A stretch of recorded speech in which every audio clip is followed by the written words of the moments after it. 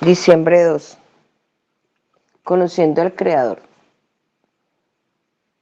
Existía la luz verdadera que, al venir al mundo, alumbra a todo hombre. Él estaba en el mundo y el mundo fue hecho por medio de él y el mundo no lo conoció. Juan 1, 9, 10. Si bien cada uno de los evangelios adopta un enfoque diferente para detallar la vida de Jesús, su propósito es el mismo, como dice Juan, que puedas creer que Jesús es el Cristo, el Hijo de Dios, y para que al creer tengan vida en su nombre. Juan 20, 31. Estas palabras casi al final de su evangelio tenía la intención de recordar incluso a sus primeros lectores que Dios tomó por gracia la iniciativa de perseguir a su pueblo para que pudiéramos conocerlo y amarlo. Aunque Jesús fue el creador del mundo en el que entró, el mundo no lo reconoció. Él bajó del cielo en la forma de un hombre, navegando por las calles de la ciudad y moviéndose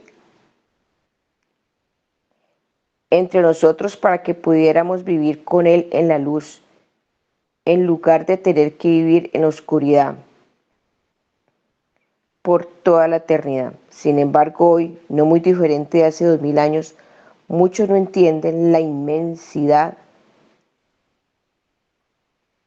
del don de la vida en este mundo que Cristo nos ha dado, y por lo tanto pierden el don de la vida eterna por el cual Cristo nació para ofrecerlos porque no lo conocen. En su gran tratado en el libro de Romanos, Pablo escribió que los atributos invisibles de Dios,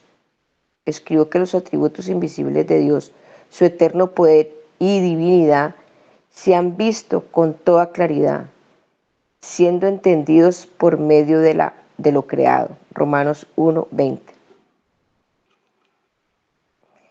En otras palabras, como resultado de la gracia común de Dios, la creación muestra suficiente evidencia para al menos llevarnos al punto de convertirnos en teístas. Debido a esto, los hombres y las mujeres no tienen excusa. Romanos 1:20. Sin embargo, incluso con ese contexto, Pablo continúa diciendo que aunque los hombres y las mujeres conocían a Dios, no lo honraron como a Dios ni le dieron gracias, sino que ni le dieron gracias, sino que se hicieron unos con sus razonamientos y su necio corazón fue entenebrecido. Romanos 1:21. Sabían de la existencia de Dios, pero suprimiendo ese conocimiento se negaron a conocerlo como Señor y Salvador. Esta es una advertencia humillante para nosotros. Si descuidamos darle a Dios el honor y la alabanza que se le debe, corremos el riesgo de olvidar la gloriosa forma en que Él continúa persiguiéndonos, incluso hoy en día. La palabra, la verdad y la historia de Jesús han estado disponibles en el mundo occidental durante cientos de años, pero aún así, a menudo los hombres y las mujeres pasan sus semanas sin ningún reconocimiento de quién es Él realmente. Los creyentes no son inmunes a vivir vidas que, si no fuera por los domingos por la mañana o el tiempo devocional matutino, no llevan ninguna marca de un conocimiento y relación con Jesús como el Señor y Salvador. Imagínense la diferencia que haría si viéramos cada momento recordando las verdades de que Él es la luz y la nueva vida dentro de nosotros, que Él hace posible vivir con Dios por toda la eternidad, que Él es nuestro gran Señor y nuestro Salvador y que seguramente vale la pena conocerlo. 1 Corintios 1, 18, 31. Amén. Amén, hermanita Adriana. Muchas gracias. Familia, muy buenos días. Los que acaban de conectar. Damos gracias a Dios porque hoy nos permite levantarnos y a escuchar su palabra y a ser transformados por ella. porque realmente el Evangelio va más allá de un conocimiento teológico, es una transformación del corazón. Pablo decía que no se avergonzaba del Evangelio, porque era poder de Dios para salvación de todo aquel que cree. Juan nos está enseñando que el Verbo se hizo carne y habitó entre nosotros. La palabra se hizo carne, el creador del universo, Dios mismo, humanado, Dios con nosotros, Emmanuel. Así muestra Juan su evangelio, su biografía teológica de Jesucristo. Y es tan importante ver que Juan, su evangelio es totalmente diferente a los otros tres evangelios. Los estudios de la Biblia dicen que el 90% del evangelio de Juan no está ni en Marcos, ni en Lucas, ni en Mateo. Por eso generalmente uno como pastor recomienda que inicien estudiando el evangelio de Juan. Las personas que inician en el cristianismo, Juan y luego Marcos. Entonces vamos a ver en el devocional conociendo al Creador. Ese conocimiento, vuelvo y reitero, va más allá de un conocimiento logos, era un conocimiento experiencial, era una relación con el Creador, así como lo tenía Adán con Dios en el huerto, era una relación de compañerismo. Y eso es importante que lo tengamos en mente. Por eso es que a los suyos vino, pero los suyos no lo recibieron, porque no querían relacionarse con Dios. Ellos querían relacionarse con su propio Dios, el Dios que ellos habían creado, porque estuvo delante de sus ojos el creador del universo y lo mataron. Entonces vamos a las escrituras. Juan capítulo 1 del 9 al 14. Dice la escritura, la dirección del Padre, del Hijo y del Espíritu Santo. Aquella luz verdadera que alumbra a todo hombre venía a este mundo. En el mundo estaba, y el mundo por él fue hecho, pero el mundo no le conoció. A los suyos vino, y los suyos no le recibieron. Mas a todos los que le recibieron, a los que creen en su nombre, les dio potestad de ser hechos hijos de Dios, los cuales no son engendrados de sangre, ni de voluntad de carne, ni de voluntad de varón, sino de Dios. Y aquel verbo fue hecho carne, y habitó entre nosotros, y vimos su gloria, gloria como el del unigénito del Padre, lleno de gracia y de verdad. Entonces, cuando el Señor deja su trono, y es enviado por el Padre a vivir entre nosotros, tenía obviamente la misión de salvarnos. Pero hay una misión predominante, que era revelarnos quién era Dios y que Él era Dios mismo. Y otra cosa importante, salvarnos de Dios mismo, porque Dios estaba airado. Dios sigue airado, porque viene la ira de Dios. Pero Dios nos reconcilió por medio de Jesucristo, con Él mismo nos reconcilió. Dios mismo se entregó por nosotros para salvarnos del mismo, y es algo completamente tan profundo que una vez no alcanza ni a comprender cómo Dios te salva del mismo y se entrega a sí mismo para salvarse de sí mismo. Entonces, Juan 14, 8 al 9 nos dice el Evangelio de Juan. Felipe le dijo, Señor, muéstranos al Padre y nos basta. Jesús le dijo, tanto tiempo hace que estoy con vosotros y no me has conocido, Felipe. El que me ha visto a mí, ha visto al Padre. ¿Cómo pues dices tú, muéstranos al Padre? Cristo es la imagen del Dios invisible, es la gloria de Dios. Y mire tan impactante esto, mis amados hermanos. Nosotros fuimos hechos a imagen y semejanza de Dios. Nosotros reflejamos a Dios. Y eso es lo que está haciendo el Evangelio. La imagen de Dios estaba en nosotros distorsionada. Sigue, o sea, en el hombre impío, la imagen de Dios sigue estando. Porque es algo que no es que tengamos, somos la imagen de Dios. Entonces, lo que está en el Evangelio es transformando esa imagen que está tan deformada por el pecado. Por eso es tan importante que la Biblia dice que nosotros somos la luz del mundo. Cuando tú vas es como si Cristo fuera a predicar el Evangelio. Cuando tú vas es como si Cristo fuera a ayudar a alguien. Porque Cristo dice, estuve desnudo, no me vestiste, tuve hambre, no me diste de comer, estuve en la cárcel, no necesitaste, Señor, pero ¿cuándo no hicimos eso? Cuando no lo hiciste con unos pequeños. Y es algo que no va al tema que estamos tratando, pero quiero que lo tengamos en mente porque es muy importante. la relevancia de conocer al Creador. Porque cuando conocemos al Creador, a nuestro Señor Jesucristo, al Dios mismo, empezamos a parecernos a Él. Y esa es la misión de Cristo. Esa es la misión. Eso es lo que está haciendo Dios en nosotros, haciendo la imagen de Cristo en nosotros. En Colosenses 1:15 al 20 dice, Él es la imagen del Dios invisible, el primogénito de toda creación, porque en Él fueron creadas todas las cosas, las que hay en los cielos y las que hay en la tierra, visibles e invisibles, sean tronos, sean dominios, sean principados, sean potestades.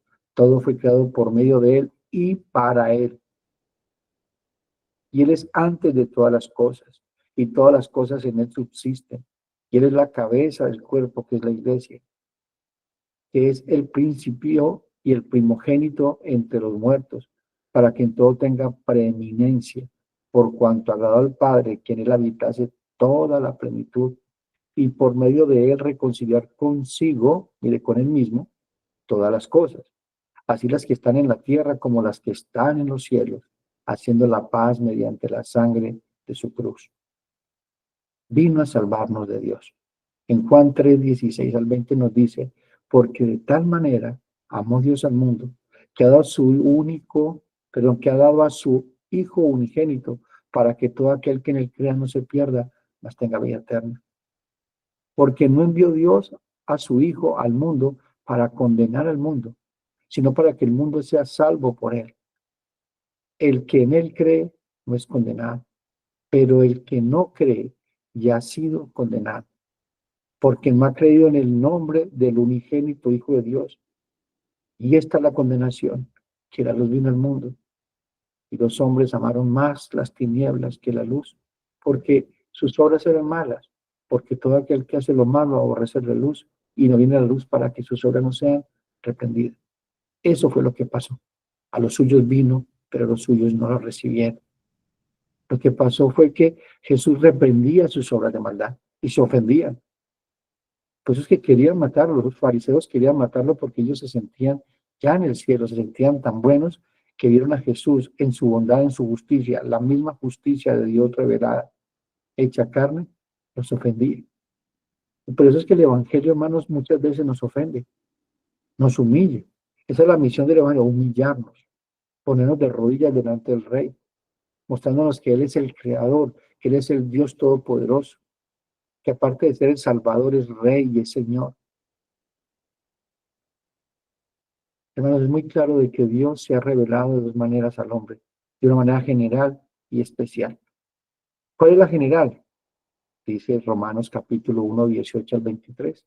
Porque la ira de Dios se revela desde el cielo contra toda impiedad e injusticia a los hombres que tienen con injusticia la verdad.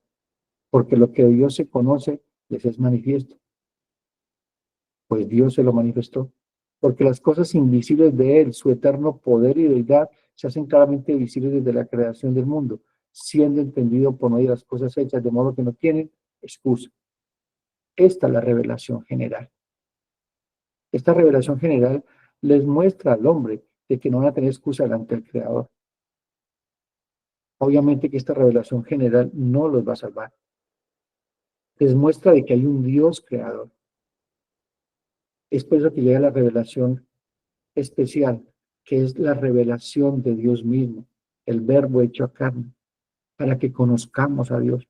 Y esta es la vida eterna, que te conozcan a ti, amado Padre, y a mí que soy el Hijo. Es una relación de compañerismo e intimidad. Es lo que nos refiere Mateo 7, 21 al 23. No todo el que me dice Señor, Señor. Esa palabra Señor, Señor, cuando es un hebraísmo, que da la idea de que alguien se relaciona, de que tiene compañerismo, de que tiene amistad, que tienen comunión. Y dice, no todo el que me dice Señor, Señor. Es decir, no todo el que dice que tiene comunión conmigo. No todo aquel que dice que me conoce. Le conozco. Dice, entonces, Señor, en tu nombre hicimos esto, hicimos lo otro. Predicamos el Evangelio, sanamos enfermos, profetizamos, que es predicar el Evangelio. Sacamos afuera demonios y Cristo dice, nunca os conocí, apartaos de mí, hacedores de maldad. El hecho de que tú y yo seamos salvos significa que somos parte de la naturaleza divina, nos relacionamos con el Padre por medio del Hijo, somos el cuerpo de Cristo. Por eso Pablo dice, con Cristo estoy juntamente crucificado, ya no vivo yo, sino que Cristo vive en mí. Nuestra unión con Cristo es una unión vital. Él es la vid, nosotros somos los pámpanos. Por eso alejados de Él nada podemos hacer. Es una unión vital con Cristo. Somos parte de la naturaleza divina.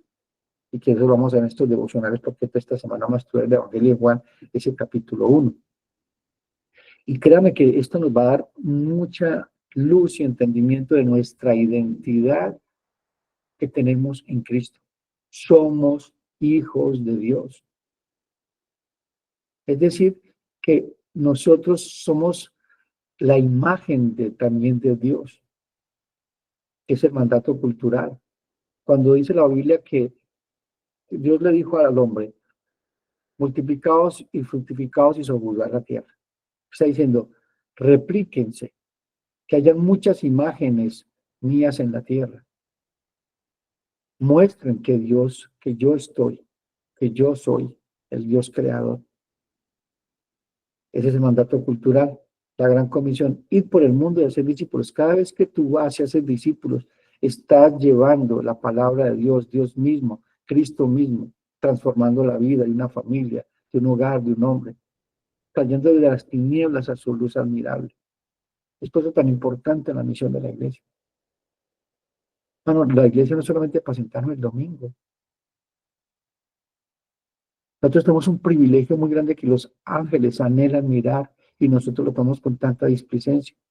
Porque la única manera que el mundo puede conocer a Dios, al Creador, es por medio de su iglesia. Es decir, es por medio de nosotros. ¿Tienes comprensión de esa realidad y esa verdad tan grande y tan profunda, de la cual rendiremos cuentas delante del Señor? Es una pregunta que les dejo allí, pendiente para que meditemos. ¿Cuál es el problema que tenía el hombre ante Dios? Por eso las revelaciones en general las rechazan. Se hacen, incluso devoción habla del teísmo. Es decir, creen que existe Dios, pero que Dios está lejos de su creación, que no le interesa. O sea, nos creó y nos dejó a la deriva. No, Dios es el creador del universo y sostiene su creación por medio de su palabra. Y salva a su creación, a su pueblo, por medio de su palabra. Y nos sustenta por medio de su palabra. Es el problema del hombre ante Dios. Sabemos de que por medio de las escrituras, que el problema más grande que tiene el hombre no es externo, es decir, de todo lo que le rodea, sino su pecado y las consecuencias de su pecado. Esta era la eternidad y la eternidad venidera. El hombre ha tratado de cambiar sus circunstancias por él mismo, pero vimos a la luz de las escrituras que es imposible. Por eso es que los judíos de esa época en su religión pensaban ellos mismos cambiarse y transformarse. Por eso es que usted va a ver que no podían. Incluso hubieron varias preguntas. Uno de Nicodemo, Señor, le dice, Maestro, ¿qué hemos de hacer para heredar la vida eterna? ¿Qué hemos de hacer para ser salvos? Esa pregunta seguía en su corazón, pero los religiosos, los fariseos en su religión, trataban de obviar esa pregunta que la misma alma se hacía, la conciencia, que es imagen de Dios en nosotros. Es algo que está allí inherente en el corazón del hombre. Sabe que es malo, sabe que es perverso, no importa cuántas buenas obras haga, sabe de que no puede estar bien delante de Dios. Siempre se está escondiendo, lo que hizo Adán. Adán se escondió de la presencia de Dios porque tuvo miedo. Y el hombre se esconde en su propia religión, en sus propios dioses. Sabemos de que por medio de escrituras es el problema más grande que tiene el hombre, es el pecado. Y el hombre, por más que trate de hacer el bien, no puede. Es lo que dice Jeremías 13:23. Mudará el etíope su piel y el leopardo sus manchas. Así también podéis vosotros hacer el bien estando habituados a hacer el mal. Es imposible que el hombre pueda cambiarse a sí mismo. Es que por eso es que aparece el Señor Jesucristo, para salvarnos de Dios, de su ira y de nosotros mismos, porque nosotros mismos nos estamos consumiendo de esa vieja naturaleza, de esa naturaleza pecaminosa que mora en nosotros. Él vino a darnos libertad, de nuestra cautividad. El pecado era nuestro Señor. Ahora ya no, el pecado no es nuestro Señor, ahora nuestro Señor es Cristo. A Él servimos, en Él vivimos y por Él morimos. Es la revelación especial. El Evangelio de Dios nos enseña su poder, su salvación, su justicia y cómo Él se revela por fe y para fe. Y esa fe produce fe y vida eterna en nosotros. Por eso dice que el Evangelio se revela por fe y para fe. Por fe en Jesucristo y para fe en Jesucristo. Es decir, vivir de acuerdo a esa palabra que nos ha hecho salvos. Vivir de acuerdo a ese Evangelio que nos transforma. Dios es la fuente de la salvación. Nos salva a través del mensaje del Evangelio. Y ese mensaje es Cristo, es el Evangelio, lo que es el poder de Dios para salvarnos. El mensaje es la palabra de Dios. La palabra de Dios es viva y poderosa para revelar nuestra condición más profunda. Es por eso que cuando vamos muchas veces a la iglesia nos sentimos ofendidos. ¿Por qué? Porque Dios está hablando de nuestra propia condición. Le está mostrando en qué condición nos encontramos delante de Dios. Por eso es tan importante nosotros como pastores predicar todo el consejo de Dios y ser fieles a su palabra, que es lo que le reitera Pablo a Timoteo. Le dice, procura con diligencia presentarse ante Dios aprobado, como lo que no tiene que avergonzarse porque traza bien la palabra de verdad.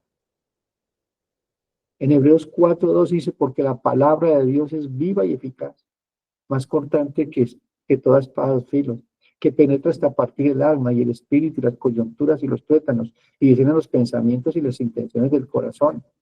Y no hay cosa creada que no sea manifiesta en su presencia. Antes bien, todas las cosas están desnudas y abiertas a los ojos de aquel a quien tenemos que dar cuentas. Hermanos, por eso es que estamos, como decía Martín Lutero, coram Deo, delante de la presencia de Dios, en este devocional, en el día del Señor el domingo, el miércoles cuando vamos a la reunión de oración, estamos delante de Dios, delante del Creador. Por eso es que nuestras peticiones las escucha porque estamos delante de Él. Tenemos acceso a la presencia de Dios, tenemos acceso al trono de la gracia. Es un privilegio que Dios nos dio por medio de Jesucristo. El Evangelio de Cristo desnuda todo lo que somos y nos muestra la verdadera condición en que nos encontramos delante de Dios, muertos en delitos y pecados, y reos de la justicia de Dios, que será ejecutada en el gran día del Señor. Amada familia, una de las manifestaciones más grandes del poder de Dios es dar vida eterna al hombre por medio del Señor Jesucristo, para mostrar su gloria, sabiduría y misericordia a toda su creación, a un precio muy alto, la vida de su único Hijo. Hermanos, y mire tan impactante esto. Dios el Creador se manifiesta, le conocemos. Y mire esto, cuando Dios creó el universo por medio de Jesucristo,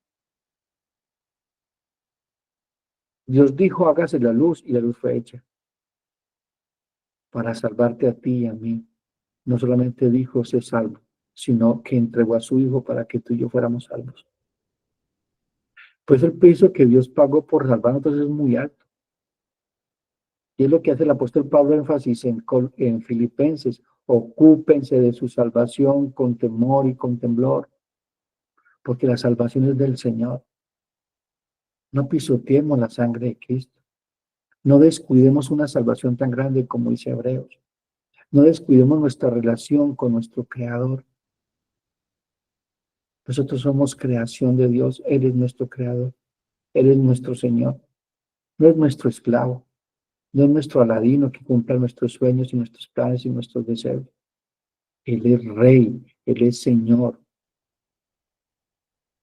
Dios le dio un nombre sobre todo nombre.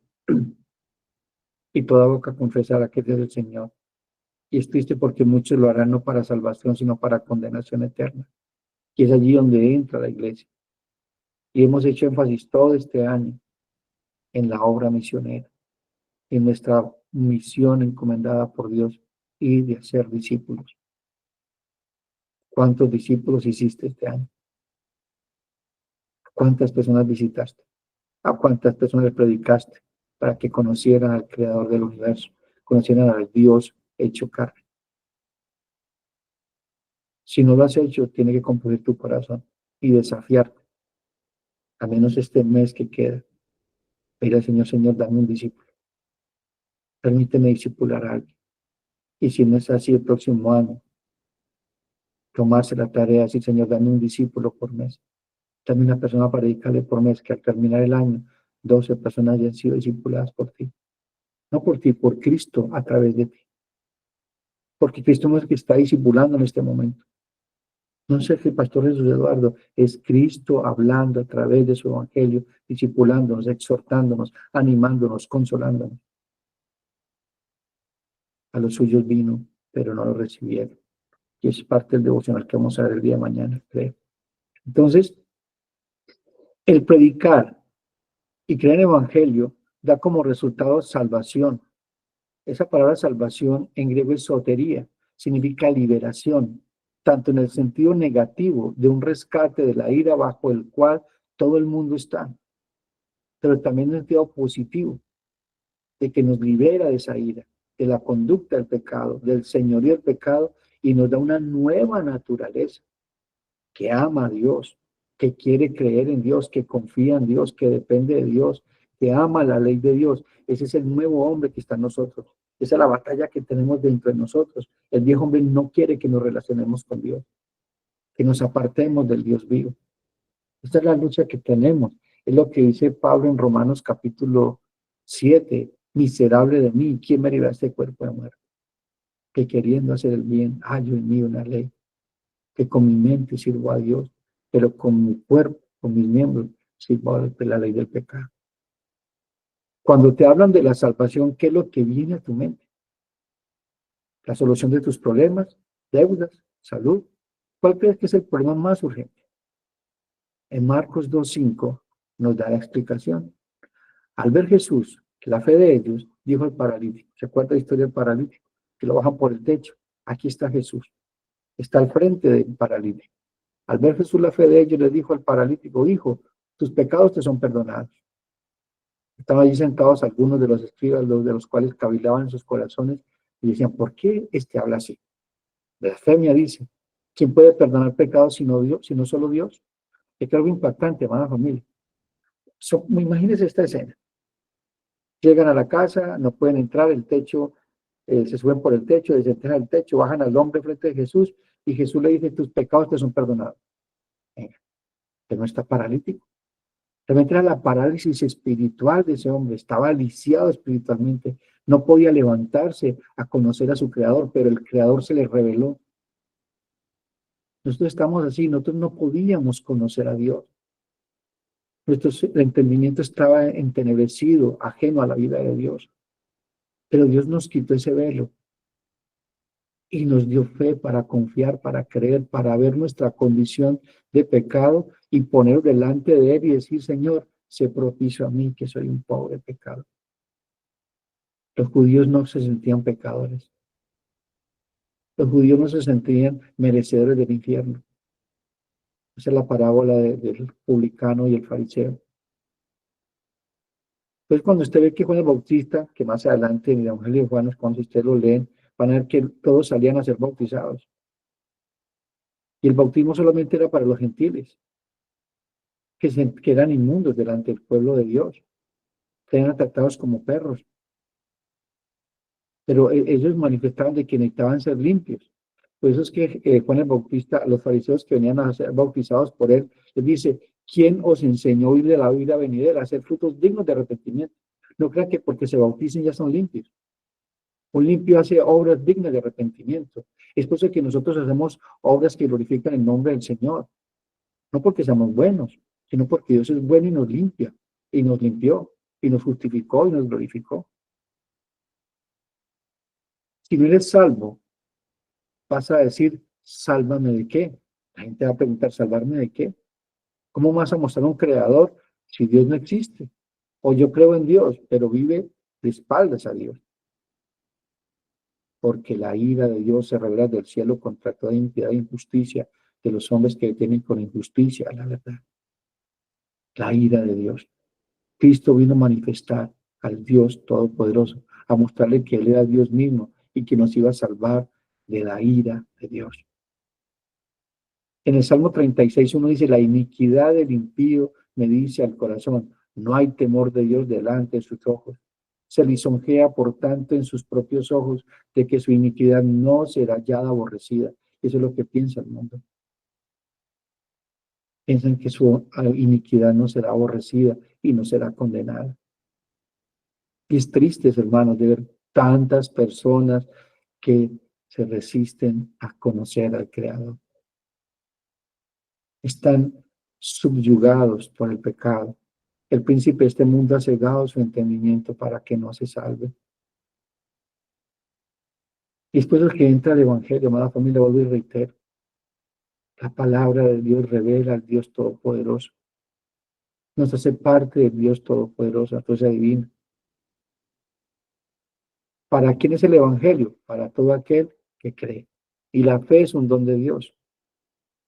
Los discípulos por eso vieron a Jesús, incluso a pesar de que la fe de los discípulos, ellos creyeron en Jesucristo, aún su conocimiento de Jesucristo no era claro, porque ellos pensaban de que Jesús venía a establecer su reino ya, aquí y ahora. Y aún hasta el último día le dicen los discípulos, Señor, restablecerás tu reino en este tiempo y estás enviando al cielo. ¿Y qué ve lo que dice Jesús?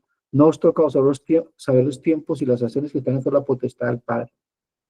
Lo único que les dice es, por tanto, ¿qué es? Toda autoridad nacida en el cielo y en la tierra, por tanto, ir a ser discípulos. Mire, mi reino no se establecerá hasta que el Padre lo termine, pero hagan discípulos, porque el reino de gracia se establecerá en el corazón de los hombres que creerán en el Evangelio. La palabra creer proviene de la palabra griega episteo, que da la idea de confiar, abandonarse con plena confianza. Mire, esto es fe, esto es creer. Da la idea de confiar, abandonarse con plena confianza, sin dudar en quién hemos depositado nuestra confianza. Se usa para conjugar el verbo de una acción continua. Nosotros no creemos una sola vez, hay que creer todo el tiempo. Por eso Pablo dice que él ha dado la buena batalla de la fe. El enemigo va a querer que tú no creas en Dios, que no confíes en Dios, que no dependas de Dios, que no obedezcas a Dios. ¿Cuáles enemigos? Nosotros mismos, los deseos de los ojos, la vanagloria de la vida y el príncipe de este mundo, que anda como león rugiente buscando a quien devorar. Significa estar creyendo en todo momento y circunstancia. Estar creyendo todo el tiempo es una acción continua. No se trata de una creencia circunstancial, es una convicción continua en ese poder de Dios manifestado en el Evangelio, es decir, manifestado en Cristo.